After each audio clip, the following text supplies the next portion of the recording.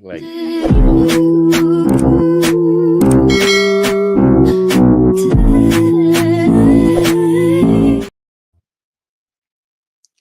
Hello, everybody.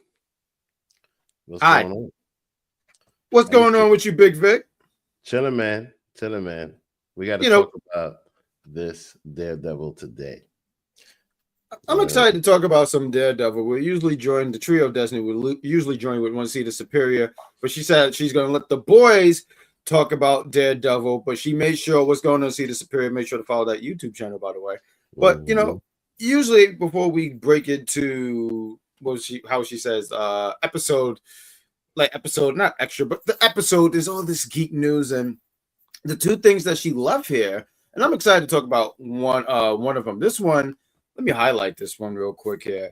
They're talking about the top 10 live action Disney remakes in development. I can't really see this at all because it's very small. I'm gonna see if I can. Yeah, I see Cruella de Vil. I'm gonna zoom in a little bit here. Who? Yeah. Try to zoom in because I can't read it either. But I'm gonna just take that as being old. You know what I mean? I could say that you can't. Okay, so I got the highlight here. So number one is Lilo and Stitch. That's coming out in May. We got Mawal,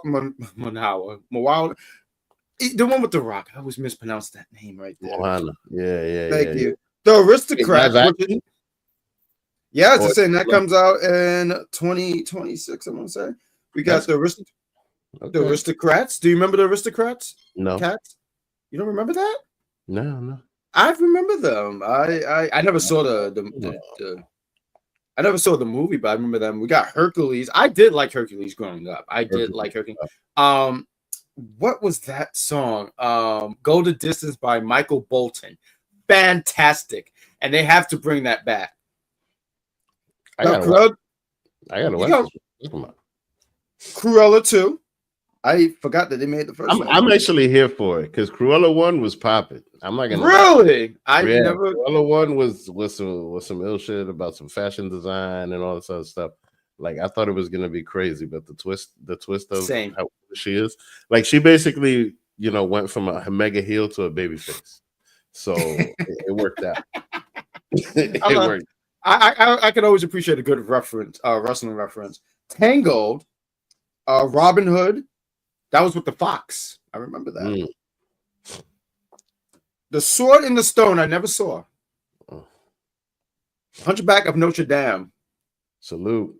And Bambi. Oh, that's fantastic. I agree. I'm very excited about Hercules too. Bambi. I always just remembered how that movie started. It was very a sad way to start the movie. But there's other geek news. There is about 5 million Robin Hoods, but there's only one Robin Hood that's a fox. Unless there's another one that I don't know about. Please help me out here. And the other geek news here is, and I'm really excited about this. Today, they revealed they had a Nintendo Direct today, and there was all these games confirmed. So you got Mario Kart World, which is going to have up to like 20 people or 20 races on the track, which I found fantastic. This game is going to be, well, now I'm seeing 90. I heard 80 originally, but now it's 90. Ridiculous. 90 physical copy or 90 in general? 90 for the physical copy. I had to look it up. I mean, I gotta be honest with you, I'm still surprised they're doing physical games. I mean, it's for the old school people who still want to have, like, every now and then, depends on the game. I do like a physical copy personally, but I do download my games because it's just so convenient. And I agree. Darth Raven, I love the name, fantastic. Says 90 for physical is wild. I agree. These games are already expensive. They're $60, including taxes. You're looking at $65, $69. So 90, you might as well just give them the 100 and just watch them take your 100. Like they take the 100s, say thank you. But I was really excited to hear about Mario Kart World. They have also Donkey Kong as well. There's a few games that they announced that I'm excited about. What I'm really excited for is because Nintendo Switch is supposed to be coming out in June of this year. Eventually, we're going to get a Super Smash Brothers, and I look forward to that.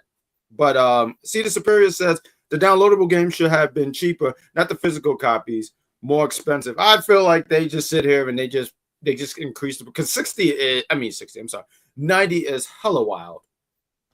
That is hella wild. Like I feel like they just trying to capture a market of people that will want a physical copy. And I see what you're saying, but this is a device where I would assume the majority of the stuff is going to be digital. And they also, you got to remember, all the other consoles are doing, like, like Xbox is pushing the digital, Sony's pushing the digital. They're making, like, you walk into GameStop, you finding more plushes than games. You feel me? Like, what are we doing? Like, but we'll see. We'll see. But I also, just to tie it all in, it's Mario Kart. The Mario Kart name, the brand itself. I guess they figured they could get away with that because Mario Kart has been around for over 30 years or something like that. Someone knows the exact year, but they sit there and go like, "It's Mario Kart. Everyone's gonna watch the Mario Kart." I'm gonna get that game eventually, honestly. That was like 95 at Super Nintendo, maybe earlier than that. That's crazy. Anyway. Def Raven, he agrees with C. They are milking the Mamba berries hard with this one. And we let these games get too comfortable, charging full price. Absolutely, we should boycott, but I don't think I'm going to be boycotting anytime soon because I do want that Mario Kart. So I'm very weak. I'm sorry about that, everyone. But let's talk about Daredevil. Daredevil, episode 7. We got 2 more episodes, I believe. Real quick, before we break into this episode, shout out to See the Superior for leaving some pictures out, so this helps us out big time. What did you think about this episode? I thought it was very interesting because the mask are being put on and the mask is coming off. Like, this felt like a mafia drama now. It felt a little bit like Gotham, if that makes sense. Daredevil felt a little bit like Batman, if that makes sense. You know what I mean? I thought it was pretty cool. And mind you, Batman was fighting the Scarecrow. You feel me? Like, you see that. I know we're going to be talking about, because as you're talking about Batman fighting his enemy, we're going to talk about Muse, but let's talk about... Yeah, because Muse was like the Scarecrow. And, but yeah, go ahead. Right. No, it's we're gonna talk about Muse a little bit later because I have thoughts about Muse usage in this show. But let's open up with Matt and we're gonna say Baby White Tiger. I'm sorry, I can't think of her name. She's having flashbacks to her night at Muse's place. She's at the hospital. Matt, we have this lovely picture of Matt in the shower. You could just see the water just wrenching over the blood off his body. I don't know. There's something about when I see this picture and the blood is leaving Matt's back. He just looked like he's enjoying it. It's like, yeah, I'm back. He does this little neck crunch right here, like this, like, yeah, still got it. And then the girl comes through, Heather comes by, she's feeling him, and it's like, Matt, what happened? And he stops her immediately by just kissing her, and they have the scene. Then they follow up with the next scene with them having this conversation. She's using her counselor skills, trying to understand Matt. She's mentioning Foggy, Karen. She's asking why he's bruised up. He's just making stuff up, saying, I just bump into things. I took a walk. He's can't even follow up with his lies. And they have a nice scene. They kiss. He's feeling her face. And I feel like this plays into later on into the episode. But those 3 scenes that I spoke about, what did you think? See, I find this relationship interesting, right? Because Matt's very good at hiding Angela. At hiding everything, right? But then his girlfriend is somebody that's really, really good at reading people. So Matt doesn't necessarily have the ability to hide how he's feeling in his face. You know what I mean? Like, he's very good as a lawyer. He's very good at knowing what to say, but I think it's very difficult for him to hide his face. So she could read him like a book. So I think she knows already, to be honest with you. I think she knows he's Daredevil. I think she figured it out, but he just he just continues to hide. Because, mind you, like, she even mentioned later on in the episode, like, a guy who hides behind a mask and stuff, and it's not. I feel like there's some nuggets there. you know, and he's clearly not saying anything to her to protect her. But she's starting to see right through him. You know, not only him, not only her and Caitlyn too. You know, I think she's starting to see right through him. Wait, who's? I'm sorry, I'm so terrible with names. Who's Caitlyn? The black girl, the secretary. Is it Caitlyn? I don't think her name's Caitlyn. Yeah, she's a baddie too. Yeah. No, she is. She's fantastic. Matter of fact, there was a interesting thing that I saw on X, and they were talking about how we'll talk about Cherry in a bit, but Cherry and her name was. I'm sorry, say it one more time. Caitlyn. Okay. We're hoping that we're right here.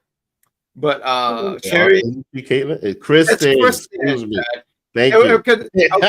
But listen, real quick, I love me some Kristen. Like, she's fantastic. But I saw this interesting. Yeah, because I was saying who? I was saying Caitlyn. Who's Caitlyn? But Kristen, thank you, See the Superior. She's here in spirit helping us out here. But there was this interesting thing I saw on X, and they said that they feel like Cherry and Kristen are like watered down versions, Temu versions, however you want to word it, of I'm sorry, blanking on there's so many names here, but Foggy and Karen. And honestly, for me, I love me some Kristen. Like, I just think she's great. We don't get enough of her. Cherry kind of pissed me off in this episode. We'll talk about it. But do you feel that way? Like, this is like a watered down version? Do you feel like these people, like, some of the person who made the post made it feel like that these individuals were not needed at all? But do you get that take from that?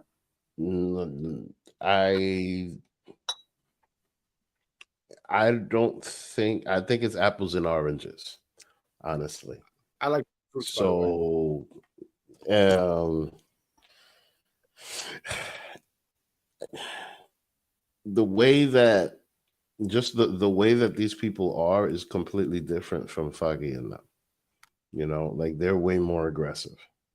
So yeah, I just like for them to say that it's like a Temu version, I don't even think that they even compare at all. You know, when it comes to these people that worked with Matt before and believe in him, so they continue to work with him. Just like Kirsten said. Kirsten. Oh, I thought it was Kristen. Okay. Kirsten. You know, I had speech in school. I'm sorry, guys. Thank you very much. Just like Kirsten said, she trusts them. So she's rocking with them because she trusts them. Because at the end of the day, she mentions many times that she's trying to get that bag, right? But you know, there's something in her that wants to help people.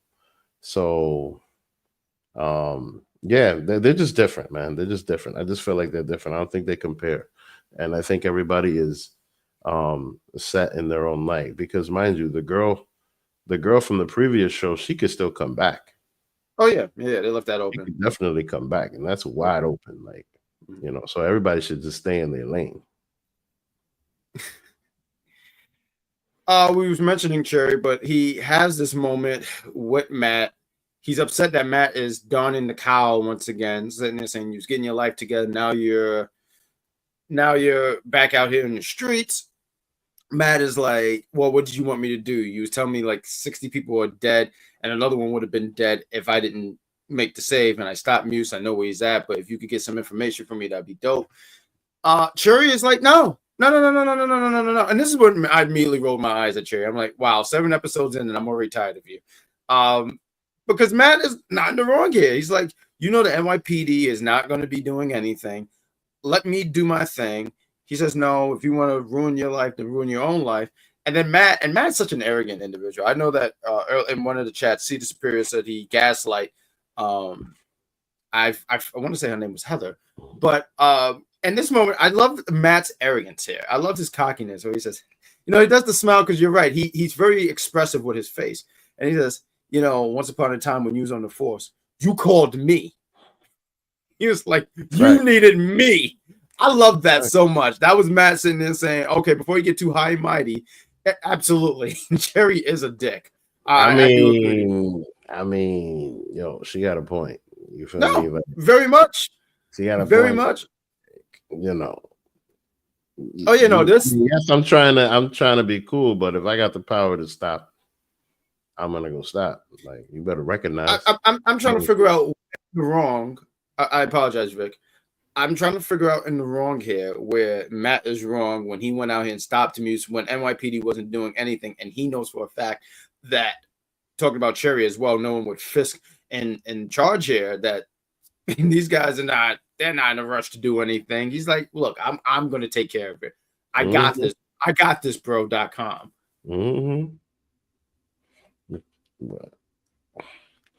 I mean, the other thing with that is just that he's kind of trying to take care of him in a sense, because the thing is that the head of the NYPD, right, is the mayor, because the mayor is basically the commander in chief. He's got a task force out now. He's got people looking for vigilantes. He's probably basically trying to keep Matt out of the mud. You know, that's true. I get what you're saying. I think that's a valid point. Real quick, I just think it's that's funny. That's funny. I mean, he does have powers. He has the power to snoop. Ain't nobody snooping better than Cherry. I disagree. I think Snoop Dogg would disagree with you. 100%. Man, you know what I mean. With the cheese. Where's the cheese emoji? Where is now you have to admit it's the corn one. It's the corn. You gotta admit that you're just that's my superpower is humor, and you're just mad that I'm just so funny. I do want to sit here and say I disagree with Cedar Superior that Cherry is jealous of Matt because of his powers. Cherry's jealous of Matt because he have a head full of hair. I believe bald people just, as soon as you see someone with hair, they immediately just take a dislike to you. I know this all the time. You know what? I'll be honest with you. Tell me. I like honesty. Being in my 40s, there's a lot of people my age that are bald. And like when I have a lot of hair, I be getting a lot of dirty looks. See, told you. like you motherfucker. You know what I mean? Like they just look at me like damn. I love that cleanup, by the way, Vic, because you said you mother. Let's keep. But speaking of great bald man, let's talk about Fisk. Fisk and Buck. Listen, I know that Chrissy's gonna be like, "Oh, Daddy was on point today." You know what I mean? No, Fisk was we're gonna talk about it, but Fisk really was like on some stuff today. He was talking to Buck. They're exchanging this conversation. Fisk is saying, "Do you know why I hired you?" There was a really big word that Buck said. I just don't remember what it was, but the way that Buck thinks. Now, I do see why people were saying like this is supposed to be like, I don't want to say a replacement, but like a follow-up from I always forget what that first season, that guy's name. But this guy right here, I mean, we're gonna talk about Buck a little bit later, because Buck really showed that he not only for the cause here, but he is not only for the cause, but he gets stuff done. Getting to this scene right here, we have Matt with baby Zendaya's mother and baby Zendaya. And she's telling him everything about her experience at Muse's hideout, and he's gathering information here, and he's just putting it all together because he knows that Muse has to be stopped. I want to get into one more scene, and then I'll get your thoughts on everything here, if that's cool with you, Big Vic.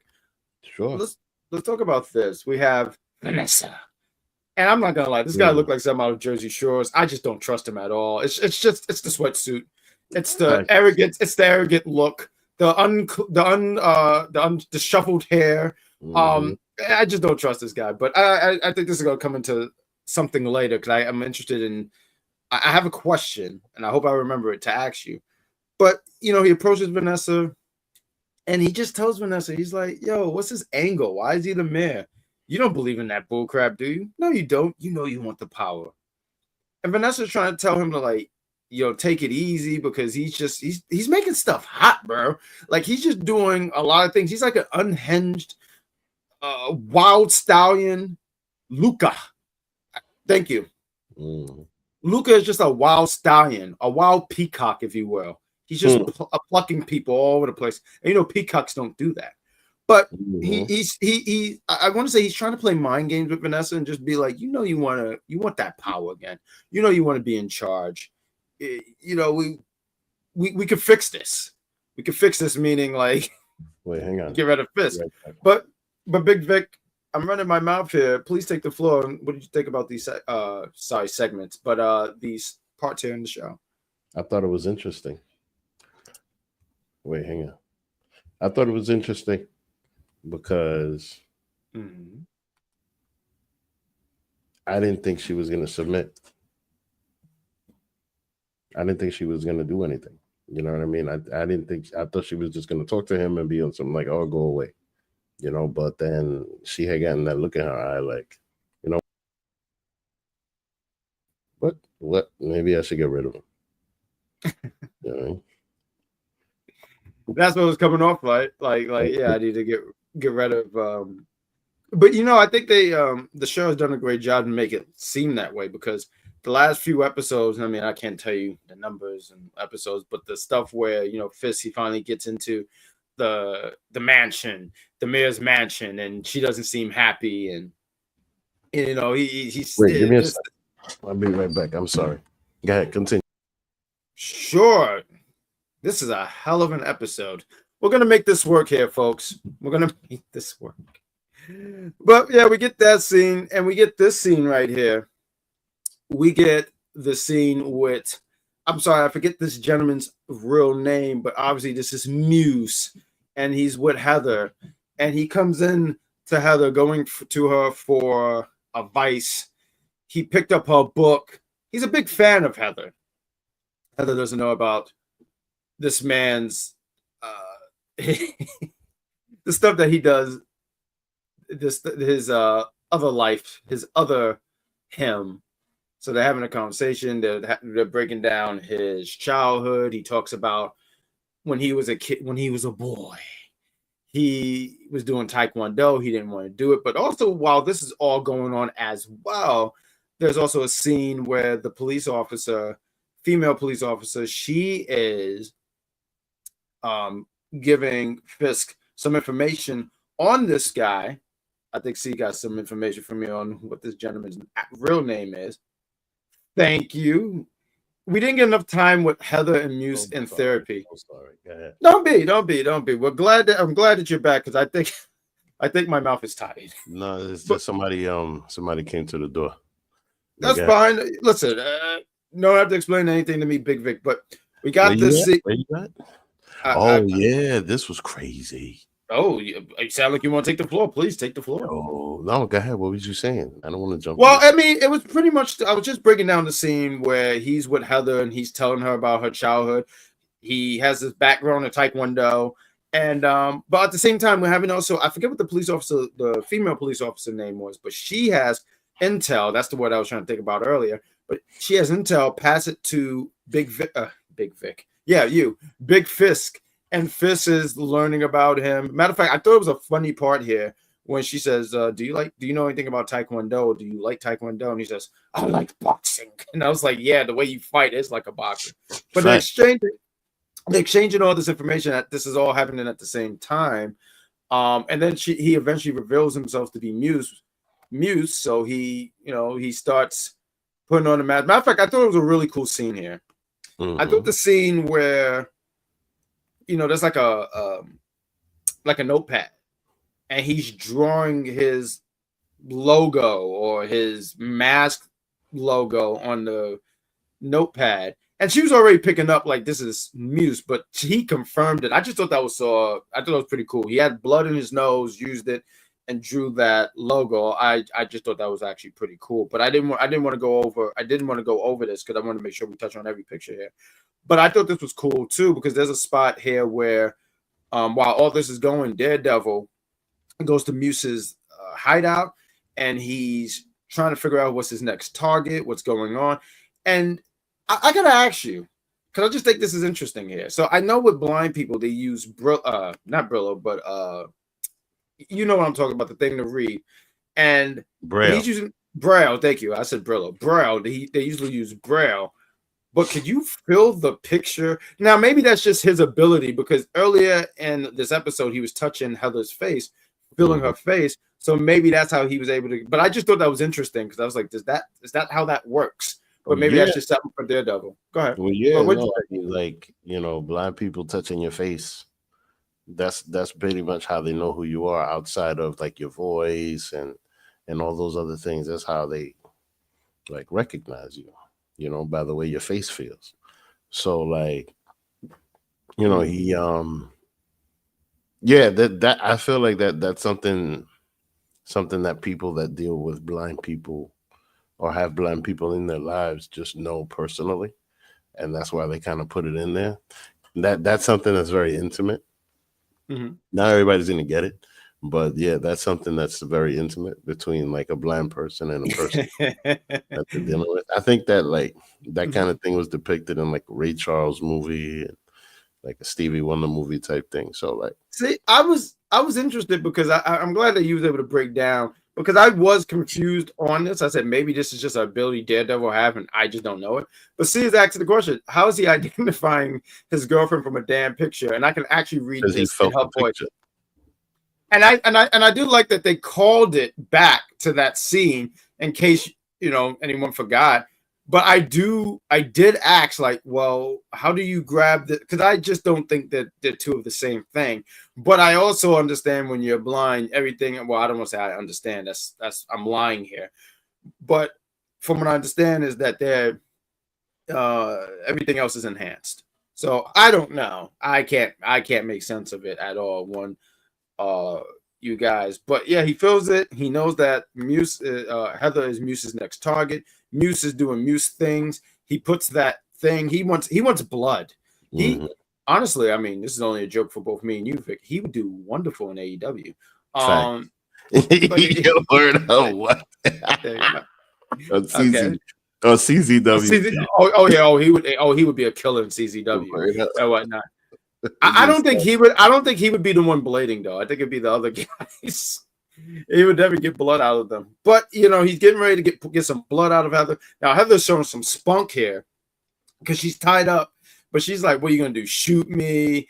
And then there was all these other stuff. You go to like take my blood, shoot me, and then all this stuff. And he says, "You're weak, and anyone who has to wear a mask is weak." And he's just tired of her. He's hitting her, throwing her around, and it looked like she's about to be killed. But out comes Daredevil. And he comes in. They have a really good fight scene. I mean, the Daredevil fight scenes are. I don't think I've ever had to complain about any of these fight scenes. I thought it was great. They have a good back and forth. There was a good spot here. I don't think it's a great picture because of those eyes in his eyes. I don't understand. But I thought the scene, the part where he threw his hook and it went through Muse was just great. I thought it was great. I love that grittiness. Yeah, no, he grew through him, and then when he turned him, Heather gets conscious enough and shoots this guy and kills Muse. There's a lovely picture. It's not in there, but there's a picture where he's laying on he had a sheet out earlier. He put a sheet out. And he was getting ready to, I guess, to put her in it or take her blood from it. But he's laid out like this. And just seeing him shot out blood on this white piece of sheet. I don't know. It was just, I thought it was, I hate to say autistic because someone got killed. But I just thought it was a good visual. Did you say autistic or artistic? I know what I said, Vic. Okay. Autistic. It just sounded like autistic. Like what? Okay. Anyway, you got a good point.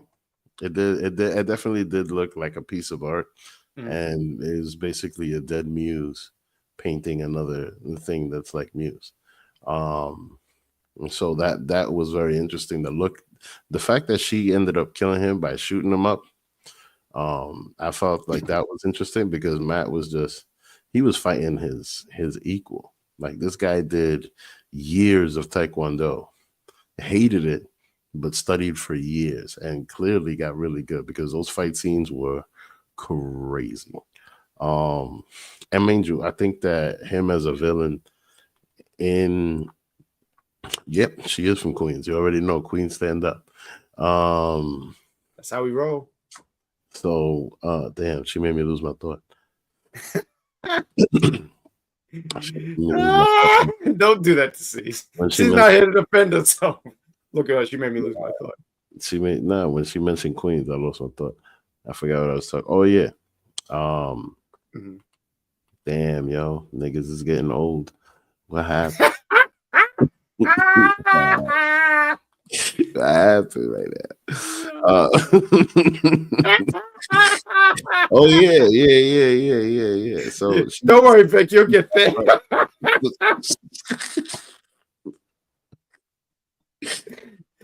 She shot him up. She shot him up, and the look in her face was priceless. Though when she looked like she was just relieved. Right. I would be too. I would be relieved.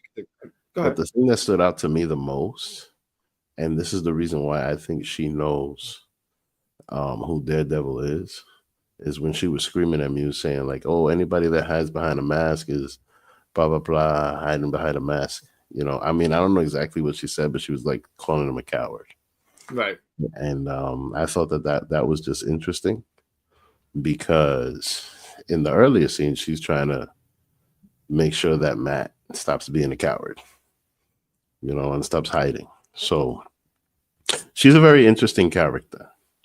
She's great because she's a psychologist, a psychiatrist. I don't know. I think, but I think she suspects something. I think they try to implement it like she does know, but I don't think she does. I think that now in this episode, I want to say she might figure it out because if I could just jump to the scene where she's in the hospital, she tells Matt like, "Yeah, he knew my name." And I feel like she's trying to tell him. I feel like she's just trying to. She's not gonna be like, "Listen, man, I know, I see you." I think in this particular episode is where I would say, like, if you had to pinpoint an episode where she might have known, I would say in this episode right here, just by the way that he said my name and it was something else. So I think in this episode, but Muse, I just want to say real quick about Muse. I wasn't familiar with Muse. I looked up a thing where it was an origin on his character, and I feel like there's there was so much left to desire. So I feel like in the comics, and I understand you're not going to do everything from the comics. I totally understand that. But it seemed like he was a problem in the comics. Not to say he wasn't a problem. Like, I do agree with you when you're saying when it came to hand-to-hand combat, he was keeping up with Daredevil. But the way he just got shot, I was just like, oh, okay. Like, I guess they wanted him off. Like, hey, we want him for a few episodes, get him out the way. But I just felt like it was so anticlimactic the way that he was taken out. So for me, I just thought a little bit more. And I mean, I'm not gonna lose sleep over it, but I thought a little bit more from Muse. That's all. I really think that Muse's purpose was, or at least Muse's booking, was to bring out Daredevil, like fully. Because his whole Daredevil's main reason for doing this is he killed 60 people. His girlfriend was about to be 61, like, you know what I mean? And the little girl that was like the daughter of the guy that, yeah, exactly. Like, come on now. There's a lot of things linked up together here, and it is called Daredevil Reborn. So it is. No. Yes. Let's move into the next few scenes here. They see Muse's dead body. Let me make sure I go. Okay, boom. They see Muse's dead body. Fisk's task force is on the scene. They tell Fisk that, yeah, Daredevil was here. He was here. I know he was. Let me go to this picture right here too. And mind you, I feel like he's hyped that Daredevil is back. Someone was saying that too. Someone was mentioning like he seemed pretty hype about it, and they were mentioning like this is hyped about it because this is going to help his campaign. But why do you think he's so hype about this? I mean, look exactly what he did after Muse died. The first thing that he did was take credit for it. He didn't talk about Daredevil at all, even though he knew that Daredevil was the one who was there and they got into a situation. But it's not that he didn't mention that the doctor killed him or anything like that. The police just showed up and found him dead. They told Fisk, "Oh, listen, we found him dead." Okay. Bam, what does he do? Uses that. Yep. I wanted to hit on C's comment. She said they ended this villain too soon. They only have 9 episodes and they are using the time wisely. I mean, I just think there was just still something left. I mean, like, I don't think he had to die. I think you could have had him lose and then come back for some other time. I mean, I think that they could have been. See, now my question to you is this, and I wonder if anybody knows: is Muse a major Daredevil rival in the comics? He's one of the newer villains. He is, okay. Because like I said, this whole thing just feels like somebody normal that Daredevil usually is just fighting against. You know, because he's got you know how he's got like this friendly neighborhood Spider-Man kind of vibe. Who? You know, Daredevil. So like, there's people that look at Daredevil like a hero, like, you know. So that's why I feel like Muse is good. That's it. He's done. On to the next. So C says, I don't think Fist is hype. I think he's mad because he's public with his anti-vigilante thing. I love how by the way, I love when Fist says, yeah, vigilante stuff. It just sounds like he's just saying, like, I feel like it's like the N-word for him. Like, he just says it. He just seems so disgusted with it. I just don't think it's funny. They are not using their time wisely. And street level. Yeah, I mean, pretty much Daredevil, Spider-Man, Punisher, those are street level superheroes. They really protect the streets. It's just later on for some of them, they do things like like Spider-Man's in space and stuff like that. But rolling it in here. Let's talk about this. And I mean, I know we didn't touch about every scene here, but here we have Fist. We say Fist's son, but it's not really his son. But Daniel and BB, he's trying to get BB to write this fake news about Kingpin he uses that he was taking advantage of a few episodes back. And he's like, well, if you want to make it up, you're gonna do this. And she's like, is this a threat? And he says, no, it's an opportunity. But it's a threat. So this guy is trying to really use his power. You can tell he's underneath the Kingpin influence. And there's that. Is there anything you wanted to say to that before we go any further? Well, I mean, he's basically using her back after she used him. She showed her cards. So now he's not going to be so nice. She showed up over there thinking he was probably going to simp for her again. Right? Because he simped for her. He simped for her in a couple of episodes in this thing. And now he's just trying to show her up. Right? I think she's going to do something very slick. You know what I mean? Just by the way that she was looking at him, she looks like she's just like, oh yeah, okay, I'll play along. And then later on, she's gonna just do something crazy. And I'm here for it, whatever it is that she does. Because clearly you can see she's one of those people that's like a community organizer. Like she stands up for the people type of thing. And this guy, he's just, he just wants to be like a Wall Street guy. Like he wants to make money and have power and feel good about himself. That's why he's just like riding fixed coattails. So like, he reminds me of Don Jr. That's what he reminds me of. Straight up. That's exactly what it reminds me of. Oh man, that's funny. But yeah. I'm sorry. Go ahead, finish your thought. Yeah, no, that's it. Like he's just okay. He's trying to weasel his way into whatever he can get out of her. And I'm curious to see what he does. And speaking of weasel, Matt's at the hospital with his girlfriend, and in the back they're playing the news, and the news Wilson Fisk says, vigilante won't be known in my street. I can't do that voice forever. But they got the mask of Muse. They talk about Muse is dead. He's no longer in the street. And he mentioned that my cat is up now. He mentioned this is what happens when you're a vigilante. And the task force is getting it's getting all the praise for this. I thought the scene was hilarious because you see Fisk with this fake uncomfortable smile. I'm interested in seeing how this all plays out and goes on.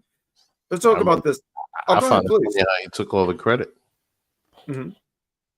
He straight up, I found that shit hilarious. How he straight up took all the credit and lied about it. And but mind you, like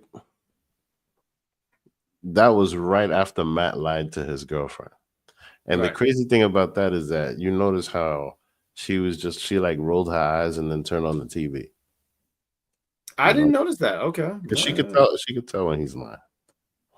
That's why she's a psychologist. Yeah, bro. She's a smart girl, bro. She could see. I'm telling you, people like that can see right through people. They see everything people hide and everything that's soft, everything that's fake. We'll get to this last part here. We have Vanessa texting Luca Kingpin's address. She says, he puts your address, it says he's alone. Luca gets this. He says, I bet. Got you. He goes into the restaurant. I got to say, I don't know what Fisk is eating here, but I'm not going to lie. That looked good. Mm-hmm. I got to say, Fisk be having some fantastic meals. Gets a little red wine. He's chilling. As he's eating his meal, he has his back turned. Luca comes in, and you just see these two quick shots out of nowhere. Mm-hmm. Anyway, Luca is taken out, and Fisk says, "Thanks, Buck." And then he continues his meal, and he tells Buck to ask if Vanessa wants anything from the restaurant, which ends the episode. But this is my question to you, one Big Vic. So there's a lot of interest in this thing. Do you think Vanessa was setting up her husband, or do you think she was setting up Luca? So let me take the floor here real quick. I can see both ends here, where she wants to get her power back, so we have to get rid of Fisk. Hey, what's going on? Slice of horror. What's happening? So I can see where she want to get rid of Fisk because she wants to get the power and resume what she was doing before Fisk ran for mayor.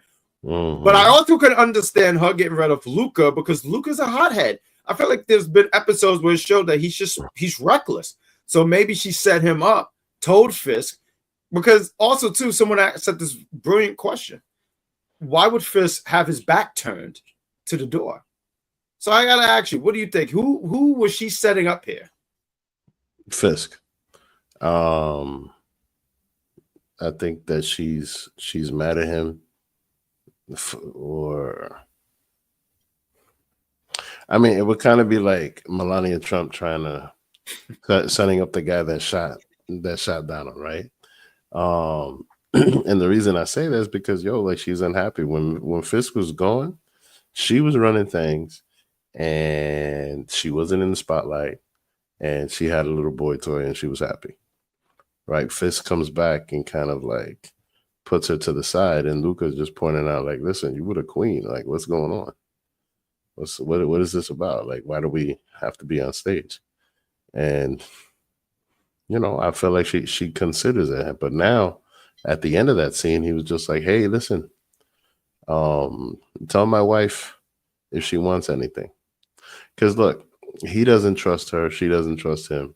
He said to her, listen, your boyfriend is fine. I don't know, what's going on, and like, I'm not going to kill him type shit. But then he's got him locked up, kicking his ass, taking out all his frustrations on him. She doesn't know that. I love that guy. Yeah. She doesn't know that. She doesn't know where he is. She doesn't know what's going on. She doesn't know anything. So yeah, I wouldn't be surprised if she's trying to take him out. Interesting. It's tough for me to pick between the two because I think that's a valid point on what you're saying about Fisk. But I also sit here and say, I kind of lean towards Luca, and him just saying, ask Vanessa if she wants anything here. It's almost like he knew the game plan and, I'm going to bring food home, honey. So I don't know. I feel like it's going to all play out. I mean, we got 2 more episodes.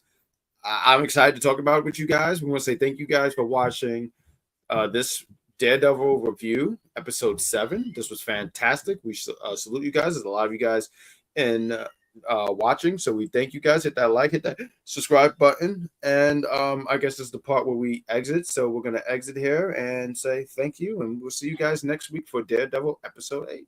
So peace.